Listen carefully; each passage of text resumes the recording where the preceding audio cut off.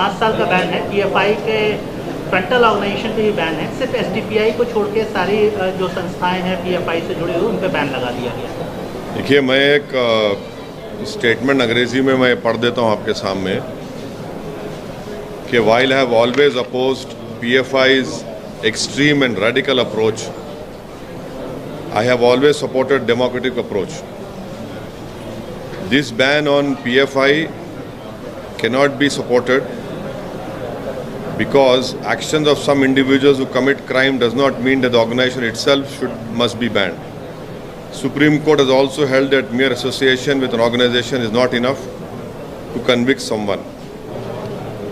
A draconian ban of this kind is dangerous as it is a ban on any Muslim who wishes to speak his mind. The way Indian electoral autarky is approaching fascism, every Muslim youth will now be arrested with a PFI pamphlet under India's black law UAPA. Muslims have spent decades in prison before being acquitted by courts. I have opposed UAPA and will always oppose all the action under UAPA. It runs afoul the principles of liberty, which is part of the basic structure of the Constitution. We should remember that Congress amended UAPA to make it stringent, and when BJP amended the law to make it even more draconian, and at that time the Congress supported it. This case will follow the timeline of Kapan, where any activist or journalist is randomly arrested and takes 2 years to even get bail. How come PFI is banned but organized associated with convicts of Khaja Ajmeri bomb blast are not? Why has government not banned right-wing majoritarian organizations? This is my statement on this recent ban issue. Sir, mountain of evidence मिला है जिस प्रकार से union home ministry ने दो Reds किए हैं, तो ज़बरदस्त एविडेंस मिला है पीएफआई के खिलाफ। किस प्रकार से देश विरोधी गतिविधियां वो कर रहे थे, उसके चलते उनको बैन किया गया है। मेरा स्टेटमेंट जो मैं पढ़ा हूँ फिर से दोबारा पढ़ सकता हूँ आपके लिए हिंदी में। अरे लेकिन ये नहीं, आपके लिए मैं सिर्फ अपना स्टेटमेंट पढ़ूंगा। मैं अगर आप चाहें तो हिंदी में पढ़ दूँ आपके लिए। आपके हिंदी में पढ़ना है तो पढ़ देता हूँ हिंदी में आपके लिए। सुन लीजिए ताकि हिंदी में आपको आसानी हो जाए। नहीं सर, ये तो पूरा करके आपके जैसे होमवर्क करके किया गया था। हाँ जी, ज़रूर सही है। मैं आपकी काबिलियत पे भरोसा नहीं कर रहा हूँ, बट लेकिन आप अपोज क्यों कर रहे हैं? नहीं, वाइल सुनिए, सुन लीजिए ना। मैंने हमेशा पीएफआई की जो ये रेडिकल एक्सट्रीम अप्रोच है उसका हमेशा मैं अपोज किया हूँ और करता रहूँगा, चाहे कोई रेडिकल एक्सट्रीम अप्रोच अडॉप्ट करेगा। मगर ये बैन इसलिए हम सपोर्ट नहीं कर सकते क्योंकि चंद इंडिविजुअल अगर कोई क्राइम करते हैं उस बिना पर अगर आप ऑर्गेनाइजेशन को बैन करेंगे। सुप्रीम कोर्ट ने क्या कहा कि mere association with an organization is not enough to convict someone। ये जो ड्रैकोनियन बैन जो लगाया गया है ये मुस्तकबिल के लिए डेंजरस चीज़ है, क्योंकि आप ये कहना चाहेंगे कोई भी मुसलमान अपनी दिल में जो बात है, जहन में बात है वो ना करे।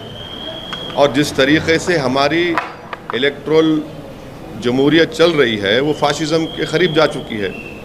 तो अब कोई भी नौजवान मुसलमान अपनी बात को रखेगा तो आप एक पैम्फलेट निकाल देंगे पीएफआई का, और फिर वो जो काला कानून है यूएपीए का उसको इस्तेमाल करेंगे। और इस यूएपीए के कानून में कई मुसलमान बरसों जेल में रहते हैं, उसके बाद कोर्ट उनको बरी करता है। मैं हमेशा यूएपीए को अपोज किया हूँ और उसको अपोज करता रहूँगा, क्योंकि यूएपीए का कानून हमारे संविधान के प्रिंसिपल ऑफ लिबर्टी, जो हमारे संविधान के बेसिक स्ट्रक्चर का हिस्सा, उसके खिलाफ जाता है। ये जो केस होगा, इस तरह जो केसेस मुस्तकबिल में बुक होंगे, नौजवान उसमें बुक होंगे, तो वो सेम सिद्दीक कप्पन की टाइमलाइन को फॉलो करेगा और उनको 2 साल 3 साल लगेंगे बेल मिलने के लिए। हमारा सरकार से पूछना ये है कि ख्वाजा अजमेरी रहमतुल्लाह अलैह की दरगाह पर जो बॉम्ब ब्लास्ट हुआ था, जिसमें मेरे कॉन्स्टिट्यूंसी का एक टोली चौकी हकीमपेट का रहने वाला उसकी मौत हुई थी, उसमें 2 लोगों को कन्विक्ट किया गया कोर्ट ने। वो कौन सी ऑर्गेनाइजेशन ताल्लुक उनका बताइए, कोर्ट का जजमेंट कह रहा है, और उस ऑर्गेनाइजेशन को तो आप बैन नहीं करेंगे। तो इसीलिए ये हमारा इस पर ये कहना है। अब मैं सवालात नहीं लूँगा, ये पार्टी का आप चाह रहे थे कि पार्टी का इसमें स्टैंड क्या है, ये आपके सामने में खुल के रखा हूँ। रेडिकलाइजेशन हो, एक्सट्रीमिज़म हो, हम उसका अपोज करते आए हैं। चाहे रेडिकलाइजेशन एक्सट्रीम कोई भी करो, कोई ऑर्गेनाइजेशन करो, हम उसका अपोज करते आए हैं। मगर जब बैन कर रहे हैं तो इन चीज़ों को भी ध्यान में रखना चाहिए था। सर, कुछ पॉलिटिकल पार्टीज ने ये बोला है कि आरएसएस, पीएफआई आरएसएस के पैरेलल अपने आप को मानती थी कि आरएसएस के तरीके के संगठन राइट विंग जो राइट विंग हो, मिडिल विंग हो, सेंटर विंग हो, कोई विंग हो, जो भी रेडिकलाइजेशन और एक्सट्रीमिज्म की तरफ किसी को लेकर जाता है उसको अपोज करने की ज़रूरत है। और अगर आप ये कह रहे हैं कि रेडिकलाइजेशन सिर्फ एक तरफ हो रहा है, नहीं, रेडिकलाइजेशन हर तरफ हो रहा है।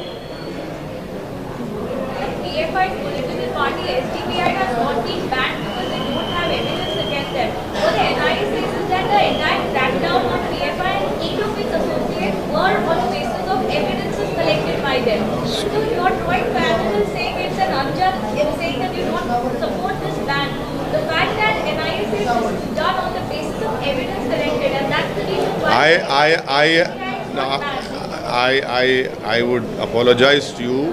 I have decided to read a statement. In my statement, I have mentioned the conviction of those people who had bombed Khaja Ajmeri Dargah. The world knows to which organization those 2 people belong to, the convicted people. There is a conviction, and the court has given the conviction. आप right wing की तरफ इशारा कर रहे हैं, तो आपका क्या कहना है? वो आरएसएस के साइड आप इशारा कर रहे हैं? राइट विंग में बहुत से हैं ना, राइट विंग में बहुत से हैं। अब तो कोर्ट भी ऑर्गेनाइज टीवी को बोला कि आप लोग देख के बोलो। बहुत सी बातें कोर्ट ने कही है। और हाँ, राइट विंग में बहुत से हैं जिसमें मैं ही नहीं हूँ। सर, एक लिंचिंग का मामला सामने आया है, आपको जानकारी होगी तो क्या है? अब ये देखिए, शहबाज अंसारी मंदार झारखंड के बच्चे को, उसको लिंचिंग हो गई। अब ये रेडिकलाइज कौन कर रहा है इन लोगों को, ये बताइए ना। यही तो मेरा सवाल है, इनको रेडिकलाइज कौन कर रहा है कि वो शहबाज अंसारी, उसके ये जो जानकार हैं, ये लोग जो एलेज एक्यूज हैं, ये रेडिकलाइजेशन देश को बर्बाद कर रहा है। क्या शहबाज को इंसाफ मिलेगा, या फिर बीजेपी इन लोगों को भी जो एक्यूज हैं उनको फिर फूल माला पहना देगी? तो झारखंड की सरकार की जिम्मेदारी है कि इस पर सख्त एक्शन ले, और वो पीड़ित परिवार से कोई मंत्री जाकर मिले, उनको यकीन दिलाए कि इनसे इंसाफ होगा और उनकी मदद करना। मगर ये रेडिकलाइजेशन है, ये शहबाज अंसारी की मौत, उसका कत्ल, लिंचिंग, ये रेडिकलाइजेशन है, एक्सट्रीमिज्म है। ये धर्म संसद में क्या क्या नहीं बोला गया, ये सब रेडिकलाइजेशन हो रहा है। सर, शहर हैदराबाद में काफी अमन का माहौल रहा है, कोई इस तरह की अप्रिय घटना सालों से देखने को नहीं मिली है। लेकिन अभी 2 दिन पहले एक ऐसी घटना हुई कि दुर्गा माता के पंडाल में कुछ महिलाएं बुर्का पहने घुस गई। हाँ, तो आपको पुलिस,